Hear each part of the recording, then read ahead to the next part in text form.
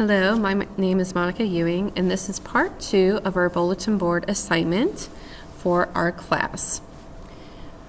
There are 2 words that we are doing for this assignment. Vocabulary is one of them, and comprehension.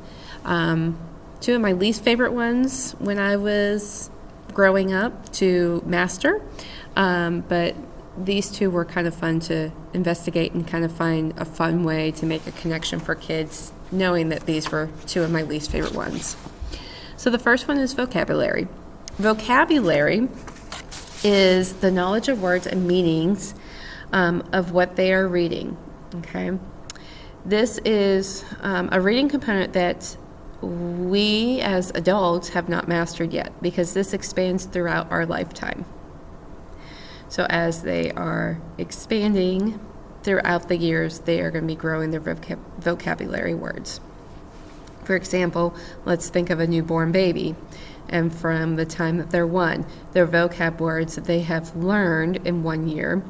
And then if you take from newborn to 5 years, when they get ready to start kindergarten, the vocabulary words that they have accomplished. So it's just mastering throughout their lifespan and our lifespan. An in-class activity that I've chosen is called the Drawing Vocab Sketch Note. Students can draw a picture of their vocab word instead of just writing out the definition. Now, they're going to need to know the definition, of course, but after learning about the definition and making connections with the definition, they can draw a picture. This can help them with their vocabulary test to have the vocab word and a picture that matches with it to connect the definition. So it's kind of a, here's step 1, here's step 2, here's steps 3. Now let's bring it all together and make it one. Okay? This is a really attractive thing for students. They really go for this one. I've noticed that working in the school district as a substitute teacher, when I'm especially in like first and second grade, they are all about this. 1, it gets them to use their artistic ability, and 2, it just seems like they are really attractive to this idea. A simple at-home activity for vocabulary is read to your child. This is a major thing. Some of my friends make fun of this because they go, well, you're a teacher, so you're always reading to your kid. Yeah, it's true.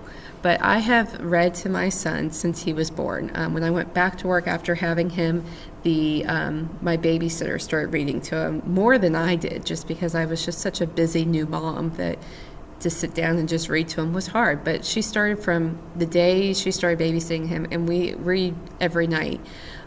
He is always wanting to read in the vocab words that he is learning. All right, and then the next word is comprehension. Comprehension is the understanding and interpretation of what they've read, and students need to be able to do the following 3 things with comprehension: decode what they have read, make a connection between what they've read and what they already know, and think deeply about what they have read. An in-class activity, this one I just found, and I love this, and I can't wait to use this in the classroom. It's called the Yellow Brick Road. So there is some preparation with this activity, but this is a fun, interactive way to have students retell the story that you guys have just read. So the first thing you need to do is have yellow paper, of course. If you're calling it the Yellow Brick Road, you need yellow paper. So what you're going to do is you're going to print off story element cards on yellow paper. I suggest laminating them, because you're going to lay them down on the floor and make a road. And it's going to travel through the story. So as they're traveling on the Yellow Brick Road, each brick is going to have a story element for them to answer. For example, it's going to be, what's the title of the story? What's the main character? So what's the setting? What's the plot? What's the problem that's happening? What's going to happen next? What was the solution of the problem? And what is the whole story's main theme? And continues on with that. So I just thought it was a really fun, interactive way. It gets the students up and moving in the classroom. And it's game-like, so it should be attractive to all the students. And then the last one is an at-home activity is the five-finger retell. I just feel like this is an easy one for parents. One, you don't really need to have any materials to work on this. It probably will take you to have to print off the five-finger retell, maybe at the beginning of the school year or whenever you're starting to do the five-finger retell, and have that go home with students so parents can know what the five fingers mean. And just an easy thing. So when they're reading to their child every night, if that's what they're doing, they can do the five-finger retell at the same time. So they're working on comprehension, but also working on those vocabulary words all at the same time. So that is my presentation. Thank you. I'm kind of in a fishbowl today with my subbing room. I have windows all the way around me, so there's a lot of movement going around, but I wanted to get this done for you guys. So thank you for your patience, and we will see you later.